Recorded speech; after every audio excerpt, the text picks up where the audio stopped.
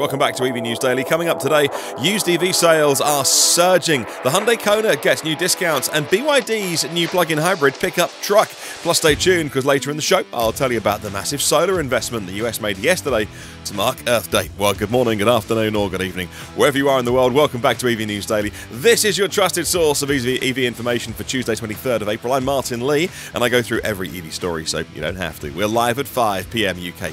That's midday Eastern. Patreon supporters get the episodes as soon as they're ready and ad-free. Be like them by clicking on a link in the show notes.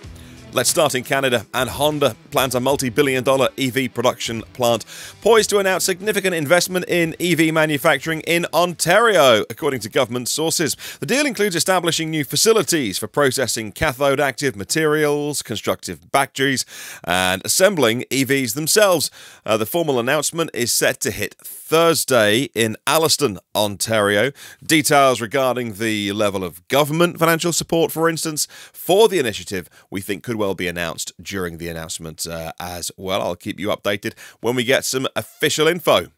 Now let's talk Opel/Vauxhall and the Grandland, a 435-mile electric model. The Vauxhall Grandland, as we would call it, Opel on mainland Europe, has been redesigned for its second generation. It now sits on the STLA Medium platform from parent company Stellantis. The change has increased its dimensions.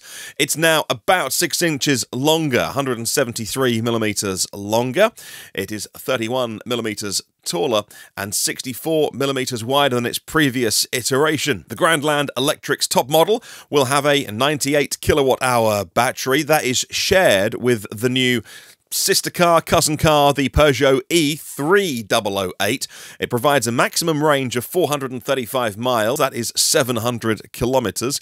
It supports rapid charging up to 160 kilowatts peak rate, but we want to have a look at the charge curve because with an almost 100 kilowatt hour battery, they say it'll go to 80% in 26 minutes. Now, I'd like just to find some clarity on that number because Autocar magazine here in the UK described it as 0 to 80% in 26 minutes. That's certainly, almost certainly not true, I would speculate. For the Peugeot numbers, for its sister car, they gave it to 20 to 80% in 26 minutes, which is frustrating. I wish car makers wouldn't do this. The industry standard is 10 to 80. If you're doing if you're doing anything else apart from 10 to 80, you're fudging the numbers. Some would say you're trying to hide something as well, or just, flatter the numbers. It's all you're trying to do is just to give a better number that's under 30 minutes. And so I haven't got the 10 to 80% number, wasn't in the press release, can't get hold of those details. I'll carry on chasing it up. The charge curve is all important, of course, but still, look, even if it's around half an hour to get an 80% charge on a 100 kilowatt hour battery, that's still very good. There is a smaller battery variant, of course, in case you were wondering. That is 73 kilowatt hours. That gives 326 miles. That is 525 kilometers, as opposed to the 435 miles of the larger battery. So, the smaller battery also found in the Peugeot E3008, and the Grandland retains its 400 volts architecture, typical, you would say, for this class and this price point as well. You'd have to say to balance cost and performance as well. Plenty of those 400 volt components are going to be available. It's part of the platform as well. To go 800 volts or around that 900 volts, which is Lucid, for instance, is increasingly as you go to those components more expensive, which doesn't fit in with the kind of market that Peugeot and Opel or Vauxhall are going for. Inside the Grandland Electric, fully digital cockpit with a 16-inch touchscreen and a head-up display, and essential functions, they point out, are remaining with physical buttons. The introduction of the Grandland Electric marks the completion of Vauxhall's rollout of EV options across their model range. The announcement follows the recent introduction of the Frontera. That's the crossover, and that's going to replace the Crossland. Next up, let's talk the Hyundai. Actually, a couple of stories from Hyundai and Kia. The first one is all about the Hyundai Kona in the US, now dropping to a starting price of $26,550 with a brand new incentive package. Hyundai currently offering a $7,500 discount on all trims of the Kona, at least until the end of April. Well, I'd like to see if that gets extended, possibly. But it brings the starting price down to $26,550. Now, that price, you're not far from a Nissan Leaf, so why would you get this one Well, you would have a thermally managed battery with liquid cooling.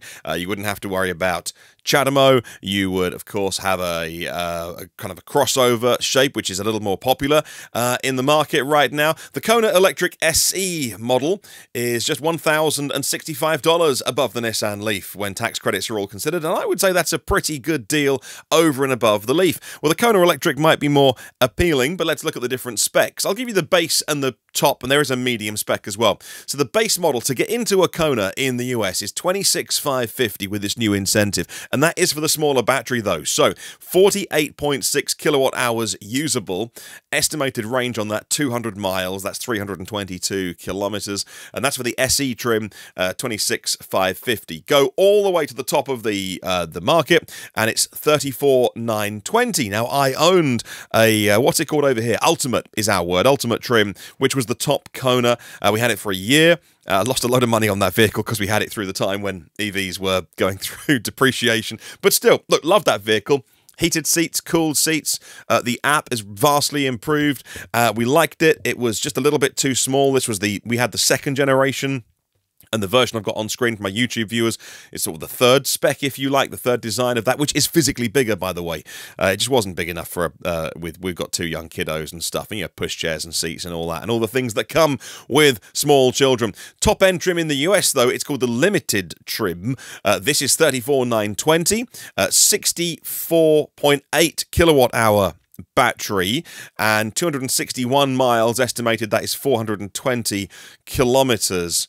But, you know, from someone who's had a Kona, by the way, and mine didn't have a heat pump, I would say that in the summer, in good weather, many times I would get in on a full charge and it would, you know, read 320, 325 miles estimated, well over 300-mile vehicle. And depending on how you drove it, if you weren't up at 75 miles an hour, then you're going to be getting in the late fours in terms of 4 miles per kilowatt hour. Drive it around town or in good weather and just drive it sensibly. And I was getting 5-point-something miles per kilowatt hour. The Kona is really efficient vehicle.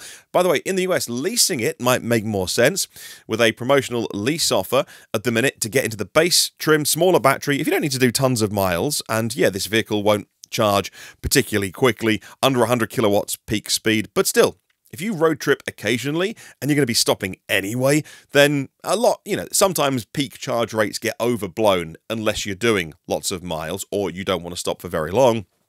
But this has got a lease price to get into of $169 a month over 2 years, with $2,000 due at signing. But look, that's $6,000 over that 2-year lease period. If you want to, sort of amortize your cost over onto a monthly cost of that, and you might think, well, that's what I'm willing to pay for effectively a lease or a rental of a vehicle, then that's a very, very good car to get into. I can highly recommend it. Owned one personally. And from sister company Kia, there's a reason why the South Koreans are gaining market share in North America right now, because they're making really good vehicles and they're pricing them very well. The EV9 is next in the news, and this report coming in from Automotive News yesterday pointing out that the $7,500 discount that they are offering, Kia of America, $7,500 discount on the EV9 is now in place to boost sales and align it really with its competing vehicles. The discount mirrors the federal tax credit, which this vehicle doesn't get, so they're just adding exactly the same amount. Effectively, the manufacturer is footing the tax credit bill of $7,500. The EV9 doesn't qualify as it's imported from Korea. With the incentive, the starting price of the EV9 drops from $56,225 to $48,725, less than $50,000, $48,725, and that includes shipping.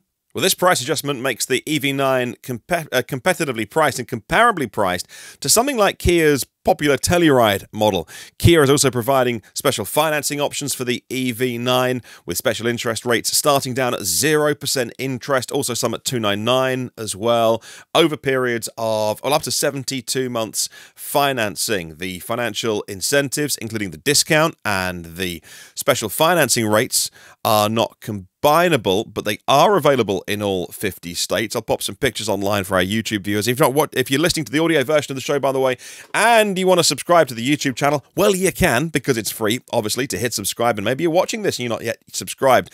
Then I'll pop some pictures online just as a reminder that the EV9 is going to be so appealing for so many families that need that 3 rows, that need the space, that need a vehicle of this size. And I've got to admit, we don't need a vehicle of this size. But, you know, when you've got kiddos, then sometimes the more space, the better. And starting under 50 grand for this, yes, okay, for the smaller battery, yes, for the low trim, but 48,725 to get into this vehicle, I think just opens up that conversation with so many more dealers and salespeople. And then maybe somebody might do a bit of a stretch and maybe go for a bigger battery or go for a different spec. But either way, more great incentives from the Koreans. Well, BYD and Tesla might be slugging it out for the honours in terms of the #1 EV maker in the world. But whilst Tesla have their pickup on the market, BYD are now bringing their pickup to the market, and it now has a name. What we are now looking at and hearing about is called the BYD Shark. And this is a plug-in hybrid to begin with. No word on this will be a fully electric vehicle, but now officially naming this the Shark, introduced at the forthcoming Beijing Motor Show. And certainly from the front, with the lights on, in terms of sort of silhouette-wise, and the light pattern not looking a million miles away, with that light bar across the front from the Ford F-150 Lightning. Well, until now, we'd seen pictures of this vehicle covered in camo, and now that we know the vehicle is called the Shark, some of the patterns on the camouflage make sense of why it's now called the Shark, with shark fins and what have you. But either way, it's a double cab, and so very useful to carry. You'd say 5 people, 5 adults by the look of it, possibly more. I don't think it'd be a 3-row up front, probably a 2-row up front, you would think. But then, you know, a smaller bed at the back. But the Shark will feature a new plug-in hybrid powertrain called Dual Mode Off-Road. Dual Mode Off-Road, the powertrain's technical specifications haven't been disclosed. We might find out more details soon. But we know it's going to be 4-wheel drive to rival things like the Toyota Hilux. BYD's existing plug-in hybrid system, if they were to pluck it from another vehicle, would be something like a 1.5-litre petrol engine and a 200 horsepower electric motor. So loads of electric power, 20 kilowatt hour battery pack, so loads of electric miles as well. Uncertain whether there'll be a fully electric version of the Shark, but even as a plug-in hybrid, it would be up against something like the Ford Ranger. Now, we get the Ford Ranger before the end of this year, plug-in hybrid version of the Ranger with Pro Power on board, and that looks like a very, very interesting vehicle if you need a pickup truck. And of course, we don't get electric pickups over here. You can import them if you had the money and you want to drive a left-hand drive vehicle. And I've been in an F-150 Lightning and a Rivian R1T here in the UK.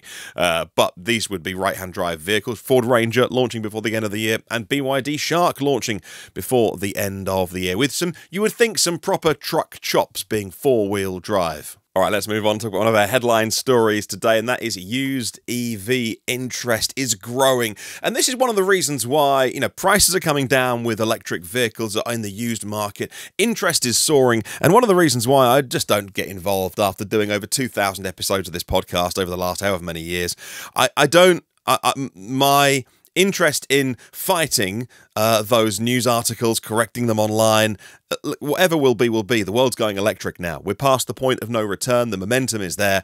But for how many years, if you're new to EVs, it's so good to have you along, by the way, if you're researching and you're going to buy a car. But if you've been into EVs and an enthusiast like myself for a long period of time, how long did we have to listen to so many media reports and your crazy uncle on Facebook saying, oh, well, I'll buy an EV when they're getting cheaper. They're far too expensive. And I sympathise with that because there was some validity in that point. Now that EV used prices are coming down, sometimes even cheaper than the combustion version that is their equivalent. Now all the headlines are, well, the EV market is cratering, prices are crashing. And there comes to a point where I'm like, I'm not going to fight this because you're all idiots. And so let's just get on with talking about great electric vehicles and getting them in your driveway at a great price.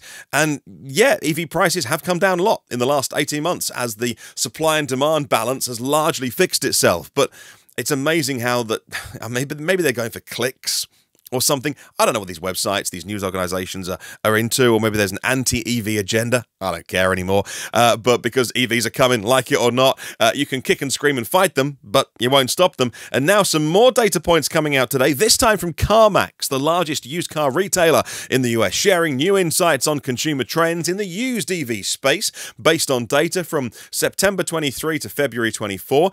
Searches for all electric vehicles on CarMax was up 177% 27% from January 21 to February 2024. So what are the most popular vehicles? Well, the Tesla Model 3, Tesla Model Y, and Nissan Leaf were the most searched for EV models, at least on CarMax. Those were the top sellers. The most common vehicles traded in for an EV at CarMax. Let's find out. Well, it was the Ford F-150, combustion version of course, and the Honda Accord, the most common vehicles traded in. And we've known for a long time, Tesla have often talked about their sort of conquest customers and what people have traded in. And I think over the years I recall Tesla talking about Hondas and Accords and, you know, Toyotas, Camrys always being traded in, and that's a whole different segment and price point from what Model 3s traditionally were, more expensive. That was before the Tesla discounting and things like that. So we know people come from sometimes a lower, if you want to use that word, lower segment and make the, it was often called the Tesla stretch or the EV stretch, to get into one of these, you know, highly interesting vehicles if you like to be slightly ahead of the curve. Well, you won't be surprised to hear that it was California continuing to dominate the EV sales in the used market. States on the East Coast like Massachusetts, New York and Maryland also seeing a big uptick in EV purchases. The EVP at CarMax of Chief Innovation and Strategy is Jim Liskey, and got a quote from him, and he says, and I quote, "Our data analysis confirmed that consumers are still very interested in EVs and that sales were increasingly trending beyond the West Coast," according to Mr. Liskey. He goes on to say, "The availability of new models coupled with recent price cuts on new EVs may have contributed to ongoing interest from consumers considering making the switch from gas to electric." And yes, that's the whole deal that's happened over here as well. We're in the UK, a lot of our EVs are bought fleet just because of the tax incentives, and fleets tend to be on 2, 3, 4-year deals. And so all these Teslas that were on fleet deals 2, 3, 4 years ago have in some way kind of flooded the market, the used EV market, and that presents a wonderful buying opportunity if you're buying used EVs, as I tend to buy used EVs, always buy used EVs myself, I should say, apart from one Renault Zoe that we had from Will, a DSG, that was new, that little blue one with the 44 kilowatt hour battery. Anyway, that's any new EV that we've owned. Otherwise, always used. And that's a great buying opportunity for you as well if you're looking to get into an electric vehicle. So whatever, I mean, they can make this into a negative headline if they want to, which I don't understand. It means that you and I can buy cheaper EVs. That's a good thing. All right, let's move on and talk Mazda now, and the CX-80, which is their top of the range large 3-row model, now coming in a plug-in hybrid form. Now, look, let's be honest, Mazda haven't covered themselves in glory with full electric vehicles, have they? With the MX-30, it didn't go very far, it didn't charge very fast. Very stylish, actually, by the way. I love the way that the MX-30 looked. Inside was very interesting. If you owned one, hopefully you enjoyed that vehicle. You probably didn't buy it to do too many road trips because it didn't charge very well. DC fast charge very quickly. And in the US had 100 miles EPA range. And then Mazda scratched their head and went, why is nobody buying this? Well, okay. So let's give them another shot, and this time with plug-in hybrids. And maybe you need a large family vehicle like this. The CX-80 plug-in hybrid model has been introduced now to the European market, making its debut as the most expensive vehicle in their lineup. It is a very large 3-row family vehicle. We've talked about the Kia EV9 already. This would surely be a competitor following the release of the CX-60 plug-in hybrid, those two new models introduced for Europe. Yes, a large vehicle. It's almost 5 meters in length, and it's got a 3-meter wheelbase, substantially larger than the CX-60. The CX-80, comes in a 3-row layout with that 3rd row capable of folding completely flat. Buyers can choose between 3 configurations for the 2nd row, including 2 separate captain's chairs with an optional center console or a pass-through to the 3rd row. But you're wondering about its EV chops, aren't you? Yes, I was. It has purely electric driving range of 37 miles or 60 kilometers. So again, they've not gone for the biggest battery in this. But I think, look, the car looks very cool, very stylish, up there in Lexus territory. Like I say, Kia EV9 territory. I think it looks maybe a bit Genesis-y as well, and that's not a bad thing because the Genesis cars are not a million miles away from being a bit Bentley looking. I'm not comparing a Mazda to a Bentley, by the way. I'm aware I'm aware where that conversation just went, but this is now available in Europe. All right, let's talk trucking now. And the Megawatt charging standard. There's going to be a special podcast, if not this weekend, at some point soon, because I want to get my head around the Megawatt charging standard and the Charin standardization of that. Somebody reached out to me recently, and I need to get in contact with them actually, and to say they've said, "Hey, let me explain where we are with it." So thank you to that person who I won't mention. Mercedes-Benz trucks have showcased the charging capabilities of their eActros 600, and that is a charge rate in the megawatt charging range. That's a new standard in electric truck charging. So this press release from Mercedes-Benz is showing off their new their new truck, and the picture that we have here of the charging at 1001.1 kilowatts. That is a true megawatt charging, a new standard there, demonstrating how it's probably ahead of some of its competitors like the MAN e-truck, which was shown recently at 700 kilowatts, wasn't it, at that prototype station. So all we have is a screenshot. That's it. But then we see it's 1001 kilowatts. The screenshot shows that it had put 10.5 kilowatt hours in. So it's a new charging session, 800 volts and 1,242 amps. So they are juicing that thing. This test was done on Friday, April 12th, and it's a great screenshot to have, but we would like a little more. But yeah, the megawatt charging standard, which should be ratified, should be a standard in 2025, means that then the truck manufacturers can get on with making the vehicles with this connector, knowing that this is a charging standard. There's no doubt. I think it's 2025. It should maybe even be before the end of this year happen. The eActros 600 is slated for series production by the end of this year, and it will probably come with a CCS connector, but will be pre-installed with equipment that allows the swapping over to the MCS plug, which I'll put a picture on screen for our YouTube viewers. It's a big daddy of a plug, by the way, and I have tried this out. I have got some experience with this, and yeah, it's definitely, you know, you've got it's a workout. It's not just a slightly bigger CCS plug, or the cable's not slightly bigger. It was so the one I used was certainly, you know, properly. I wouldn't describe it as overly heavy. It was usable. I'm not describing it as unusable, but a very different experience. But, you know, you've got to keep that cool. A lot of juice going into these trucks. From the start of production, the eActros 600 will come out with the CCS 2-plug, at least over here. So they'll use 400 kilowatts charge speed for those commercial vehicles, which is, you know, the norm in the industry before going up to a megawatt.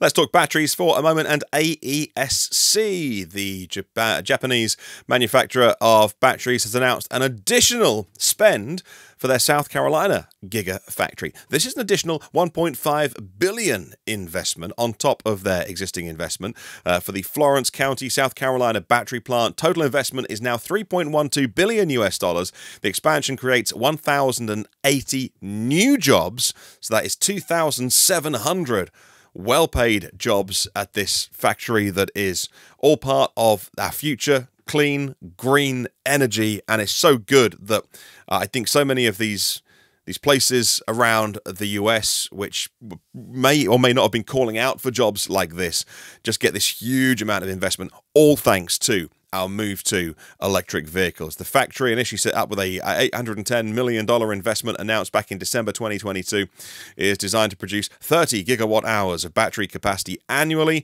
The output is sufficient to make... Well, okay, so let's work out the maths. If they're 100 kilowatt hour batteries, that would be 300,000 EVs per year. This destined for BMW, the next generation Neue Klasse BMWs, which are going to have big batteries. So maybe 400,000 vehicles worth of batteries out of this new plant. That's fantastic news. Now, I don't do too much news on two wheels on this podcast, but Zero Motorcycles is a name that's been around a long time, and I'm delighted to tell you about a new adapter that they've launched for any of our viewers and listeners who enjoy their Zero motorcycles. A new adapter to use the North American charging standard, J3400. They've called it the Tesla Tap Mini. Let's have a look at it.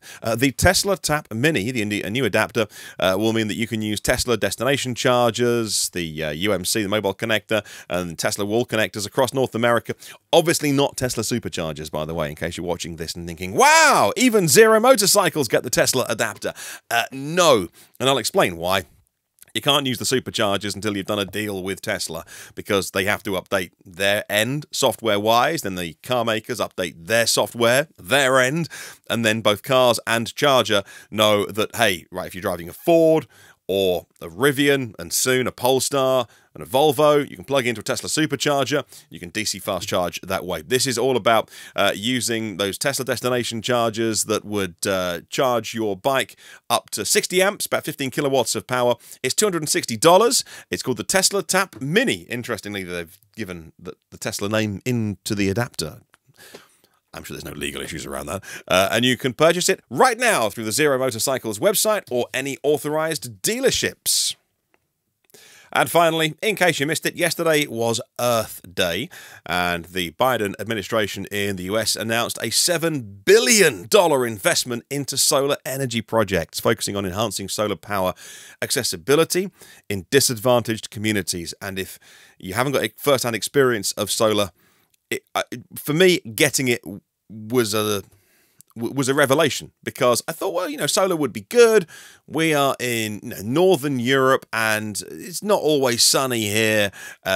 Great Britain is cloudy for 364 days of the year, and I thought, will it really work?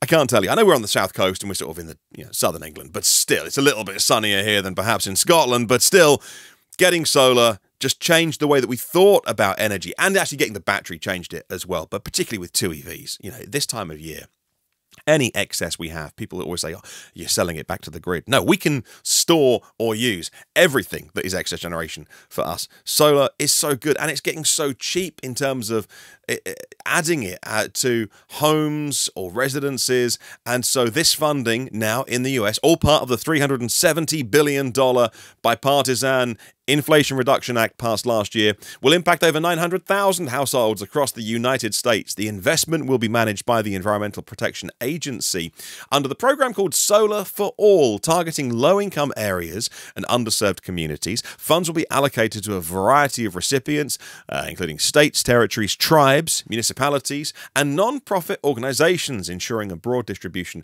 of resources. And it's one of the things that I think is such a sensible place to spend money. Having had solar ourselves now, I'm a huge fan of wherever you can put it. If you can stick it on a roof, get 2 panels, 4 panels or something up there, bigger is fantastic. But if you can just get some and get into generation and using your generation in nearly all parts of the world, solar is useful, and the price to install it just keeps coming down. And that's your podcast for today. Thanks for listening. Thanks for watching. Obviously, if you'll be following the Tesla world and the Tesla financial news, they have their earnings call late my time, actually, late Tuesday night. But it's always interesting to have a listen to what Mr. Musk, their CEO, will have to say, but particularly this time with the move away from the $25,000 so-called model to the entry-level vehicle, and the refocusing on robo-taxis, whether the institutional investors, and even the questions that come as well from the retail investors, the ones that they can submit and vote on, whether they will give the CEO of Tesla a slightly harder time than they have of late, whether he'll brush it off, whether he'll recognize the fact that that they are having some slowdowns, like some of the other car makers as well. Or what the tone will be. But we'll cover all of that on tomorrow's podcast. In case you were wondering why there's not been so much Tesla news on today's podcast, it's because we are waiting and anticipating lots more to come out. Well, thank you so much to everyone on Patreon. The Patreon's Legends list is online right now at evnewsdaily.com. I put their full list of names at the bottom of every post because it means so much to me. Thank you so much to every individual and organisation that gets the show on the air. Thank you to Porsche of the Village in Cincinnati, Audi of Cincinnati East, Volvo Cars of Cincinnati East, National Car Charging on the US mainland and Aloha Charge in Hawaii, Derek Riley from Nevo.ie and the Nevo EV Review Ireland YouTube channel, Octopus Electroverse Global Public Charging, made simple with one app and one map, and Lease Plan Electric Moments, providing all the tools and guidance that EV drivers need. Have a good one. See you tomorrow, and remember, there is no such thing as a self-charging hybrid.